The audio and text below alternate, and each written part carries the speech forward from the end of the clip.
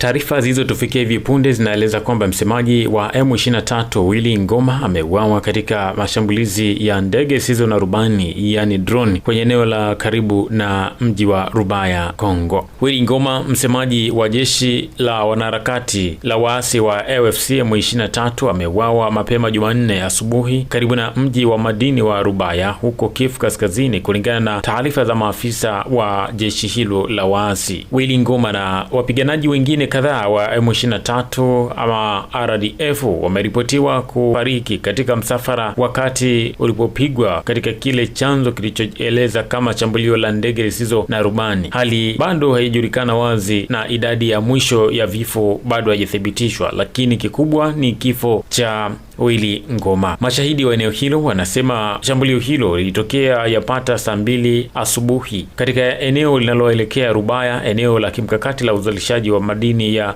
coltan katika eneo la Masisi, mashariki mwa DRC.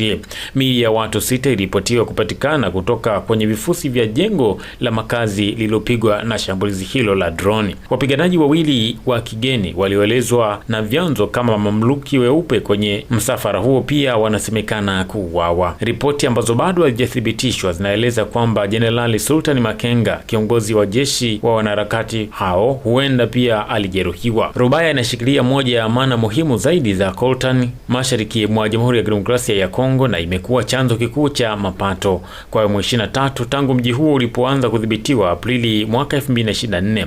Udhibiti wa eneo la uchimbaji madini umeifanya Rubaya kuwa kitovu cha kimkakati katika mzozo mpana wa mashariki mwa DRC. Katika siku za hivi karibuni mapigano yameongezeka katika Kivu Kaskazini na Kusini. Shughuli za ndege zisizo na rubani za FARDC zimeripotiwa katika eneo hilo tangu Jumatatu na kuzua uvumi kuhusu mabadiliko ya mbinu, huku vikosi vya Kongo vikiongezeka na vikiongeza shinikizo katika maeneo yanayoshikiliwa na waasi. Willy Ngoma alikuwa mmoja wa watu wanaoonekana zaidi ndani ya M23, akihudumu kama msemaji wake wa umma na kijeshi. Aliwekewa vikwazo na Marekani mnamo Disemba 2023 kwa madai ya kuhusika katika ukiukwaji mkubwa wa haki za binadamu, ikiwa ni pamoja na mauaji na unyanyasaji wa kijinsia huko Kivu Kaskazini. Mamlaka ya Marekani yalitaja haswa matukio huko eneo la Kishishe mnamo Novemba 2022. Umoja wa Ulaya pia ulikuwa umeweka vikwazo na hatua kali dhidi yake mnamo 2022, ukimhusisha na ukosefu wa utulivu na ukosefu wa usalama mashariki mwa Kongo kupitia nafasi yake ya uongozi katika harakati inayoungwa mkono na nchi ambayo huwa inatajwa kuwa ni Rwanda. Kifo chake kilichoripotiwa kinawakilisha pigo kubwa zaidi kwa muundo wa amri wa kundi hilo la M23 na vifaa vya mawasiliano ya umma. Ingawa vyanzo vingi vinathibitisha kifo cha Ngoma, lakini athari kamili za shambulio hilo bado hazijulikana wazi. Maafisa wa waasi wamekiri hasara, lakini hawajatoa takwimu zaidi za kina za majeruhi katika msafara huo. Tukio hilo linaashiria moja ya hasara kubwa zaidi kwa M23 tangu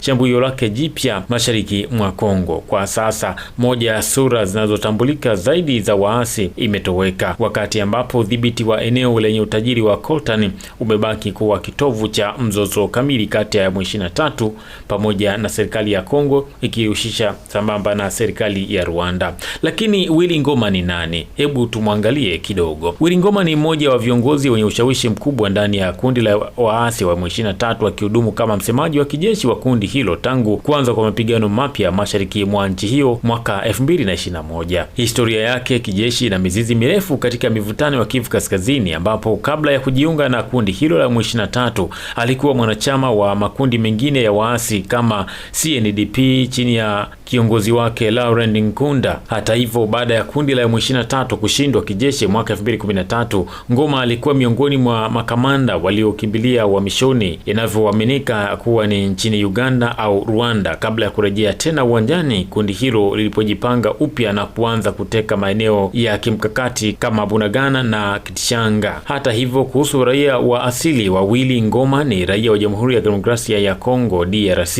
akitokea katika jamii za watu wanaozungumza Kinyarwanda mashariki mwa nchi hiyo. Ingawa serikali ya Kinshasa yani Kongo mara nyingi humtaja yeye na wenzake kama mamluki na watu wenye mfungamano na nchi jirani ya Rwanda. Ngoma amekuwa akisisitiza mara kadhaa kwamba yeye ni Mkongo halisi anayepigania haki za kiraia za jamii yake ambao wanadai wananyanyaswa na kubaguliwa ndani ya nchi yao. Anafahamika kwa uwezo wake mkubwa na kuzungumza lugha ya Kifaransa na Kiswahili kwa ufasaha, jambo linalomfanya kuwa kiungo muhimu kati ya kundi hilo na vyombo vya habari vya kimataifa pamoja na jamii ya eneo la nchi za maziwa makuu. Willy Ngoma alizaliwa mnamo mwaka 1970 katika makadirio kutokana na kuwa hakuna tarehe kamili, lakini ni katika mji wa Goma uliopo mkoani Kivu Kaskazini, mashariki mwa Jamhuri ya Kidemokrasia ya Kongo, na alianza masomo yake ya msingi na sekondari katika shule za ndani ya mji wa Goma mwanzoni wa miaka 1980,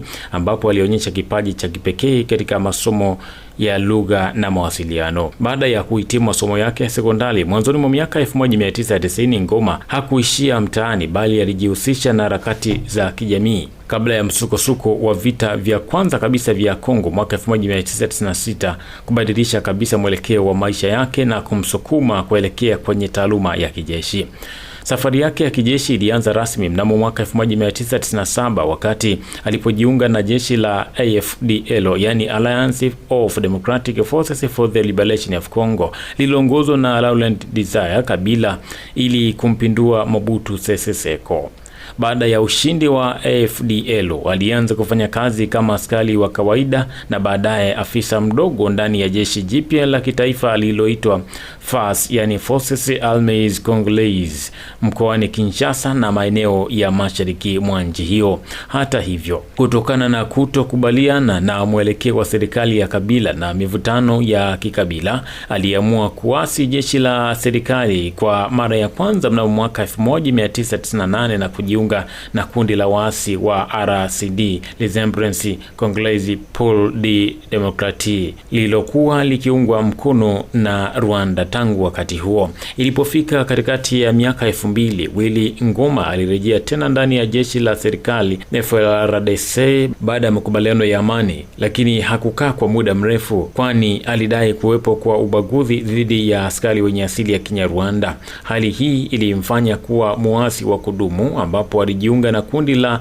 CNDP la Laurent Nkunda mwaka 2006 na baadaye kuwa mmoja wa waasi wa kundi la M23 mnamo mwaka 2012 mwezi Aprili. Sababu kuu iliyomfanya kuwa muasi na kubaki msituni ni msimamo wake kuwa serikali ya Kinshasa, yani Kongo, imeshindwa kulinda usalama wa jamii yake na kushindwa kutekeleza makubaliano ya amani ya tarehe 23 Machi mwaka 2009, jambo lililomfanya aone uasi kuwa ni njia pekee ya kudai haki anazoamini kuwa zimepotea. Katika utendaji wake, Willy Ngoma alijijengea haiba yake ya kipekee kama sura ya sauti ya M23 kupitia matumizi makubwa ya teknolojia ya mitandao ya kijamii. Tofauti na makamanda wengine wa msituni wanaopenda usiri, Ngoma alipenda kuonekana mbele ya kamera akiwa amevaa sare safi za kijeshi na miwani, akitoa taarifa za ushindi na kukanusha madai ya jeshi la serikali ya FARDC. Kutokana na nafasi yake hiyo ya juu katika uongozi wa uasi, aliwekewa vikwazo vingi na jumuiya ya kimataifa ikiwemo Marekani na Umoja wa Ulaya, huku akituhumiwa kuhusika katika kuchochea machafuko yanayovuruga usalama wa kikanda mashariki mwa Kongo. Tangu kuanza kwa mapigano mwaka 2024 hivi karibuni, kundi la waasi wa M23 limepoteza viongozi wake takribani watatu sasa wakuu wa ngazi za juu ambao ni makamanda, kutokana na mashambulizi ya anga yaliyofanywa na jeshi la serikali ya DRC FARDC. Miongoni mwao ni pamoja na Kanali Mbelagabaho ambaye alijulikana zaidi kwa jina la Castro, ambaye alikuwa ni mkuu wa idara ya ujasusi ya M23,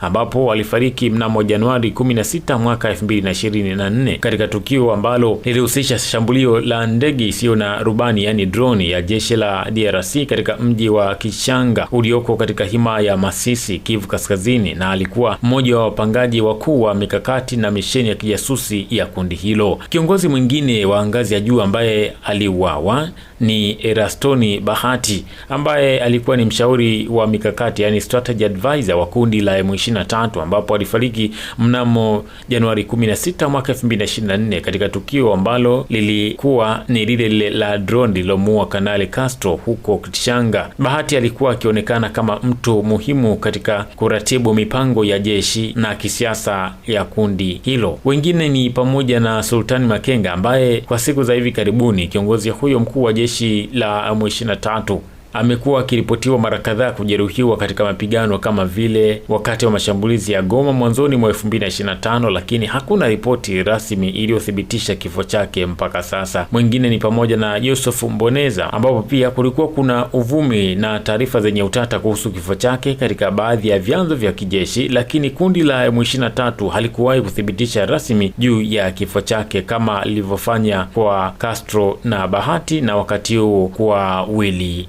Ngoma. Hii ni Msasa Media, Msasa kisasa zaidi.